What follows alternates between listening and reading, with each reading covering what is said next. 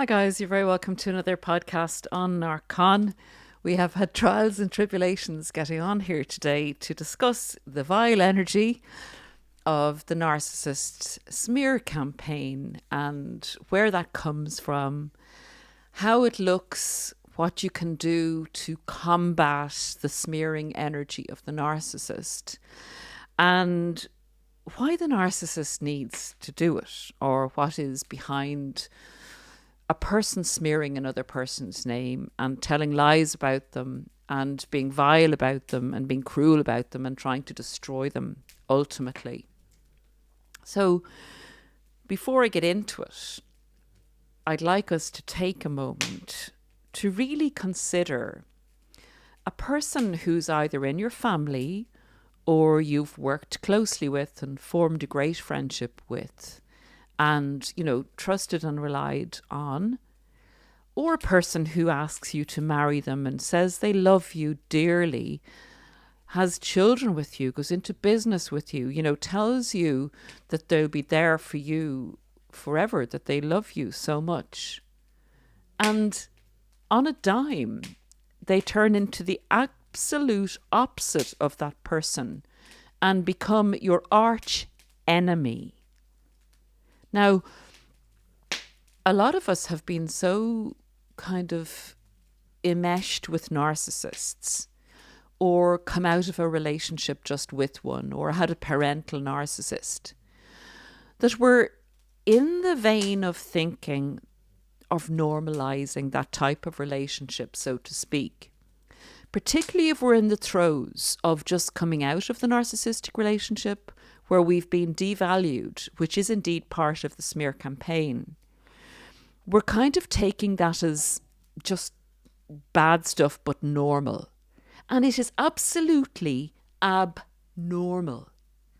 If you sit back and look at it objectively, a person that said they loved you suddenly sees all these dreadful things in you, tells people lies about you, and makes you out to be a really bad person. Now, the person with the problem there is that person. And we need to be able to pull ourselves back out of the personalization and the enmeshment and the illusion that the narcissist has set us up to believe in order to see it for what it is. It's murky excrement of the narcissist's spiritual energy. And it's not just you that they will do this to throughout their lifetime. They objectify human beings in order to make themselves feel better about themselves, make them feel empowered because they don't feel happy. They feel empowered and in control.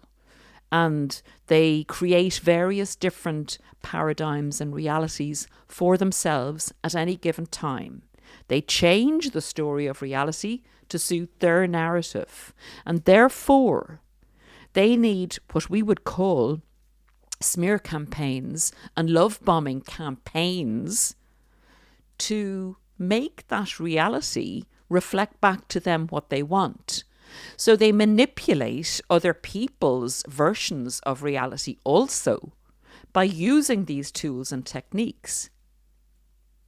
Now, I find that very freeing to understand that it is not essentially about you, that it's about the narcissist doing this in their lifetime to a lot of different people.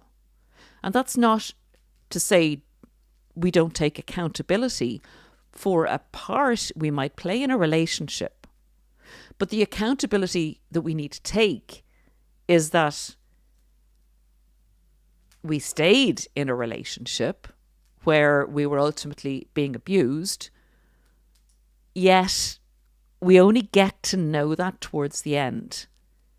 So I suppose from that point of view, I'm just trying to say that in looking at the smear campaign, in looking at the narcissist's modus operandi, we're not being narcissistic ourselves in saying that we don't take accountability or blame for anything. In fact, most people that are with narcissists do too much introspecting and too much self-blaming. So just wanted to make that point for what it's worth. So we're going to get into the why the narcissist, specifics on what the narcissist gets out of smearing another person's name.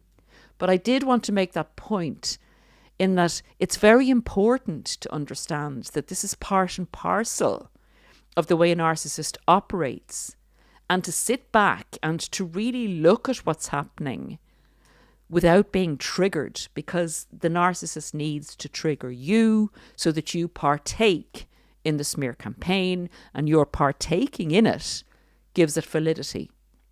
It gives it life. It gives it a story. It gives it sides. So, why does the narcissist need to go on these smear campaigns? Well, one reason is that it's part of their regulatory cycle. There's very little in the behaviour cycle of the narcissists that is positive. The very top of the cycle is when a narcissist in any relationship will love bomb. And that's as positive as it gets. And even that positivity is vile, because the whole love bomb of a person is in order to manipulate them, to get them into the rest of the cycle where they can basically try and destroy them. So it's your initiation into destruction, but it's at the top of the cycle the narcissist will love bomb. And the smearing happens for the whole rest of it. The smearing happens when you're hooked in the relationship and the devaluation starts. That's the subtle smearing of you, to yourself, and also to family members, to build up for when the narcissist wants to discard you. They don't want to be seen as kind of, well, you know, you were in love. Like, why did you suddenly leave this person? Like, they have to build up to that with people that are in their inner circle that are going to support them afterwards. So they will be smearing your name outwardly during your devaluation. But your devaluation is subtle enough that you actually miss it until the end, when you start to put boundaries in. When they discard you, that is the dumping part of the smearing of your name, and then the smear campaign will ensue, not always immediately after the discard, because narcissists often will want to discard shelve. In other words, discard keep, discard bank. They want you as an option when they go off into the Netherlands to, not the Netherlands country, but into the ether to capture, into the jungle to capture other forms of supply, to try them out if they haven't banked one already and lined one up, or gone back to an old transitionary source of supply. But basically what they're doing is they're trying to find a new source of supply, but want to smear you just enough so that they could turn that around and come back to you. So say, you're crazy, we need space. They love space. One of the narcissist's favourite expressions and reasons for leaving a serious relationship is space. So they want to give you time to reflect on your issues, okay? So they won't smear you to hell yet. They would consider smearing you to hell if they decided, when they decided, to hoover you back in, and you said, it's not happening, mate. The door is closed here, you're not getting back in. Off you go with yourself. Well, then you will get one hell of a smear campaign, because you had the audacity. The audacity, you crazy person, to actually refuse the narcissist access to your life again. So that's often when the most vile smear campaign comes in. If they leave you and you go quite against them, when they leave you, they will come hard on the smear campaign then, because you're threatening their control, you're threatening their mask, and that cannot happen. So we're going to get into the reasons. So the first reason I have down is a follow-on from that. If the narcissist is in a small community with you, or, a town that's big enough kind of for word to spread or whatever, and they rely on a particular mask, like the good guy or the good gal, such a lovely girl. Oh, she very huggy, very huggy, lovely, lovely person. Or the guy is, he's sound guy. You can rely on him, you can rely on him. He's the great guy. He does great works for the community, etc. I think you know the picture. So if that's very important to the narcissist, and the narcissist is particularly like gone into middle age, and this has happened a few times, and people are going, well, maybe it's their problem and not all the people they left, and they need to preserve the mask. They have to preserve the mask, lay on your issues, tell lies about you, give people a very bad impression of you. And they do this very well. That's in order to support their mask, to give them an excuse to dump you cruelly, to say they had to get away, they'd given you lots of chances and they'd supported you, but you were so vile that they just had to get away for their own safety, and they needed to take the children away for their own safety. And again, a lot of you will know the score, and it's absolutely disgusting and it's vile. So I'm with you in all of your emotion in relation to how bad narcissists can get and how destructive. So for their mask preservation in the community, the smear campaign must go ahead about you. That's one of the reasons. The other is your punishment because you changed in the relationship. You had all these assets and you had all this generosity and kindness of spirit, which the narcissist, by the way, term is stupidity.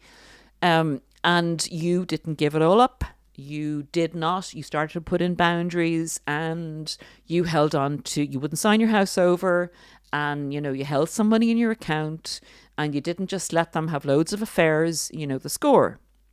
So you're going to be punished for the impression the narcissist had of you in the beginning as being very controllable, and that didn't transpire. So you will be punished with a very bad smear campaign, because they're like the emotional intelligence of a 5-year-old. You stole their toys, so they're not going to be friends with you anymore, and they're going to tell everyone in the schoolyard that you're a bad person and that nobody should be your friend. And that's as simplified as it is in relation to how they feel. Except that they've learned a lot of adult nasty games and ways to go about not being your friend and getting everybody else not to be your friend, or as many people as possible, with lies. So the other thing, of course, is to control the trajectory and the narrative of the story, and to control you. And some people will say, well, I've had such a bad smear campaign. The narcissist has said so many bad things about me. I've had a court order, getting them to stay away, or the narcissist took out a court order, a protection order, against me, and I had done nothing. It was the exact opposite. And so they'll never come and hoover me. Honestly, they will, if they need to. It's all about the narcissist. They change reality. They change their opinion. They manipulate situations. They manipulate other people's realities as much as they can. So people are astounded sometimes when narcissists come back to hoover.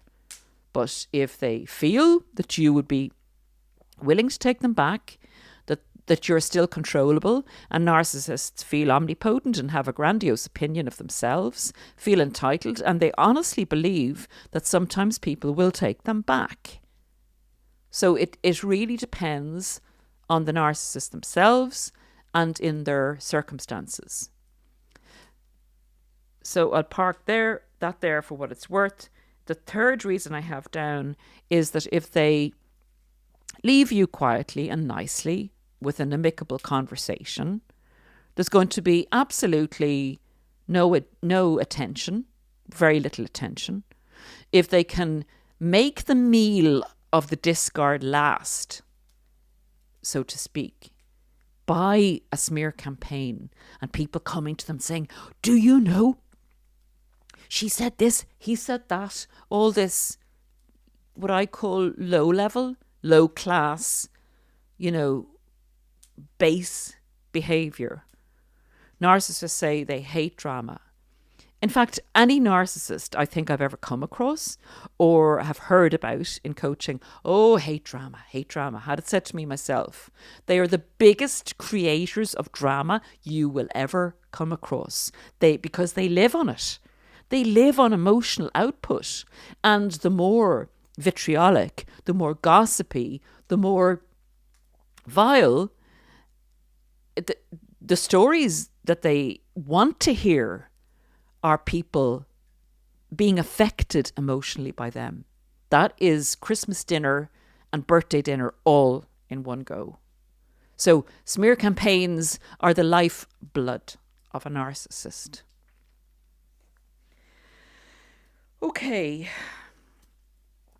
I have come to discover on the healing journey that life is about perspective, or the way to enjoy and get the most out of your life is about perspective. So obviously bad things will happen to us in our lives. It's part and parcel of life. But it is really essentially what you take from the experience and how you view it, what you do with it and how you go forward with it, that will make it into your reality. And I'm not saying that you will change reality like narcissists do and bend it to their agenda. What I am saying is you have a choice. You have a choice of succumbing to a smear campaign. You have a choice of lying down and being destroyed. And I'm not saying any of this is easy. I'm not saying people do this easily. Or you can look at the upside of any situation and say, realistically, this is disgusting. This is very hard to combat. This is very hard to overcome. But I'm given this situation. So I've learned a lot from my past relationship with this person. I've learned a lot about myself. I've learned that I won't put up with crap behaviour anymore, that I've put some boundaries in. It's helped me to reflect on my past relationships, and it's helped me sit down and decide who I want to be going forward. One thing that the smear campaign will give you on the upside, if you choose to see it this way, is that it will give you the gift of clarity. And that is clarity around people who stand by you, clarity around people who come to you with the gossip from the narcissist, and that'll be flying monkeys in that category that we would call them in the narcissistic abuse community, recovery community. They can be flying monkeys that are thinking they're doing you some good by bringing you the information, but kind of are feeding off it a little bit themselves. Or they can be your family members saying, this is what the situation, this is what they're saying, and you need to ignore it and we need to go forward, but we need to be aware that it's happening. I have your back. And there's the people, flying monkeys of the narcissist, that will come and surreptitiously garner your reaction to this, because they're literally, let's put it in food terms, they're getting a cake from you to bring to the narcissist to nourish them and give them a hit. If they can say that, oh, she's devastated, she's in bits, she doesn't know what to do, she's going crazy, she's shouting and arguing and saying you're this and you're that. Again, emotional reaction, belief in the narcissist, caring what the narcissist says, giving the story validity, giving it a life. There's those type of flying monkeys. And the other people will actually do the narcissist's bidding. The other people will actually believe the narcissist story wholly because that's who they are. That's the energy they carry. It matches the narcissists. And they will accost you in a store or your workplace and interfere with your life physically and actually come up and say to you, you're a horrible person. I can't believe you would do this. Buying wholly what the narcissist said, and the narcissist building a smear campaign army against you. So those are the type of things that happen in a word smear campaign a defamation of your character, lies about what you did and didn't do, trying to get your children from you, trying to get you to look like the bad person, like the abusive parent, just touching on that area. There's so many different ways and means narcissists have, saying you're a disreputable person when you're in your work is in a position where you need not to be a disreputable person.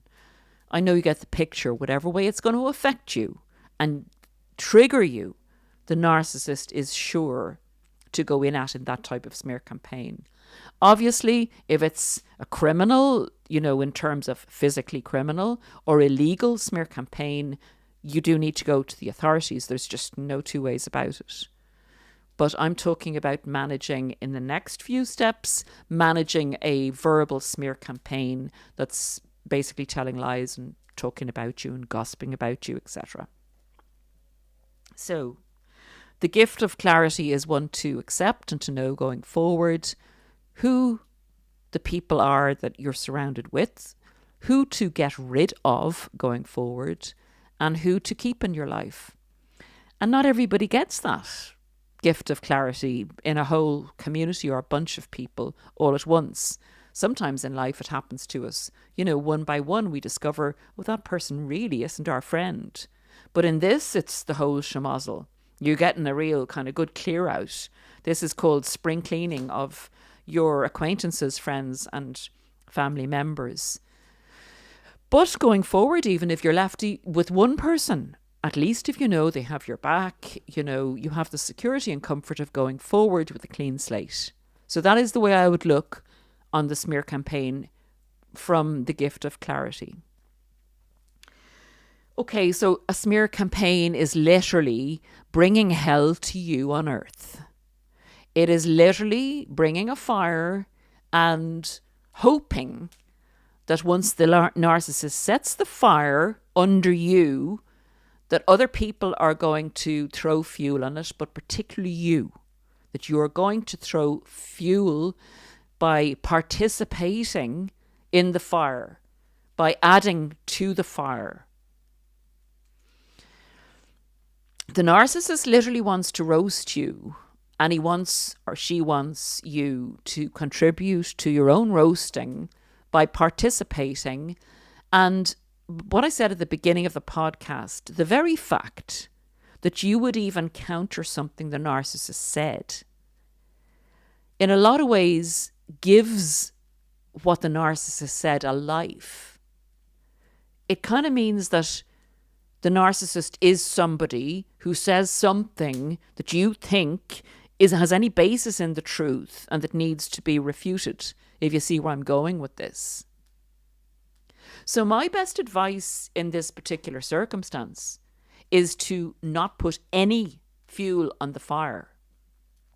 If somebody comes to you and says, do you know what the narcissist blah blah said about you? You say, it's not really appropriate to discuss things like that. And I hope that they don't sound like they're in a good place, and I will pray for them, or they have my compassion. I feel sorry for them, and then change the subject and talk to the person about themselves or whatever. So your reaction would tell the person a lot, and it would certainly tell the narcissist a lot if that went back to them. You weren't triggerable. You didn't throw a log or a piece of coal on the narcissist's fire to roast you further. You didn't kind of do a 50-50 on it. Well, she says that, he says that. No smoke without fire. The two of them were as bad as each other. You didn't give anyone that credibility. You declined to participate. That is the most effective thing you can do with a smear campaign. And on the other hand, living, and this takes a great discipline, living the best life you can at this particular time, making progress, being seen out with friends, being with family, looking after your family, looking after your job, even making progress in your job, moving, doing a lot of positive things for yourself, being in the gym, looking after your health. That doesn't tie in with the narcissists, Oh my God, she drinks a bottle of whiskey every day, and he's a slob, or they're so lazy, they don't work, they don't get on with any of their family, they've no friends. No friends is a great one of the narcissists. They isolate you as much as possible in the relationship, and then they say to you, "You've no friends." Oh God, it's unbelievable. It's just such a crazy, daisy, effed up place to be. You wouldn't wish it on a narcissist. You wouldn't wish it on your worst enemy, that relationship dynamic. Going into it blind and coming out with your eyes popping literally when the blindfold comes off. It's an experience. It's an experience for sure. So counteracting what's meant to happen to you in the smear campaign, the smear campaign is meant to finish you off. Is meant to really, the devaluation gets you prepared to go on your knees. The discard gets you on your knees. The smear campaign is meant to whack you over the head so you're on your back.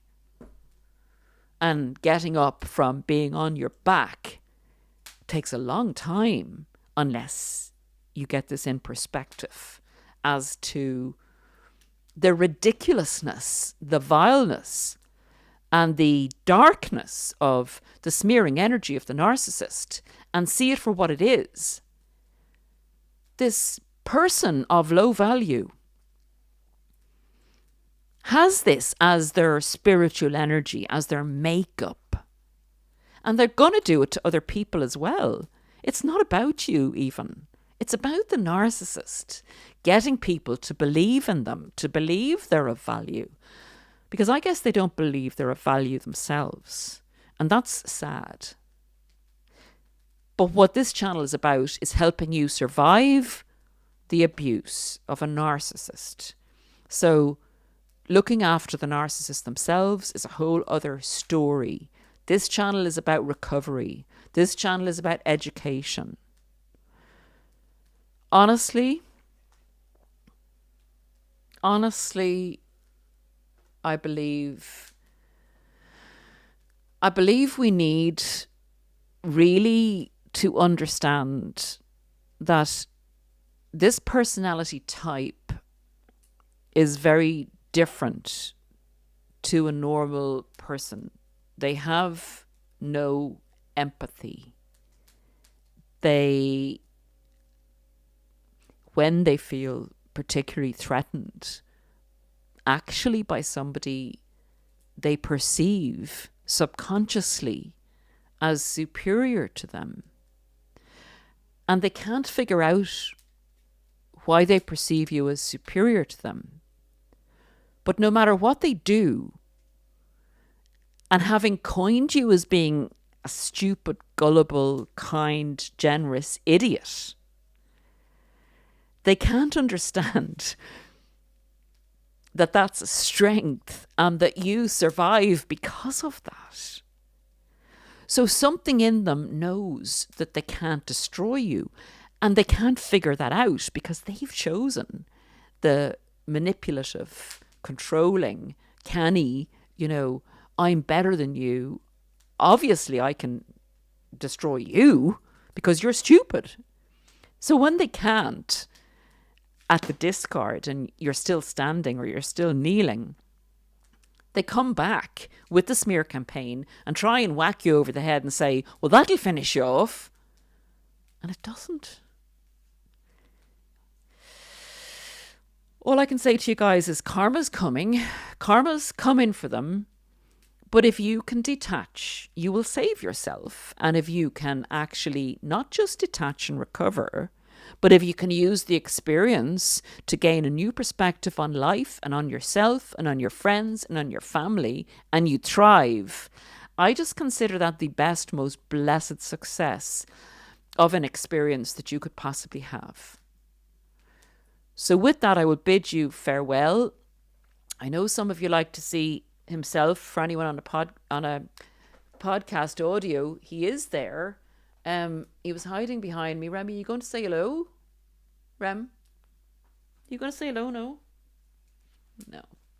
He's very sleepy. Okay, so that's it for now, guys, and I will see you again soon. And please take care if anyone's really going through it at the moment. As we always say, look at the comments. There are people out there who've been through it. I've been through it. A lot of people have been through it. You will get there. Don't give up. Bye for now. See you again soon.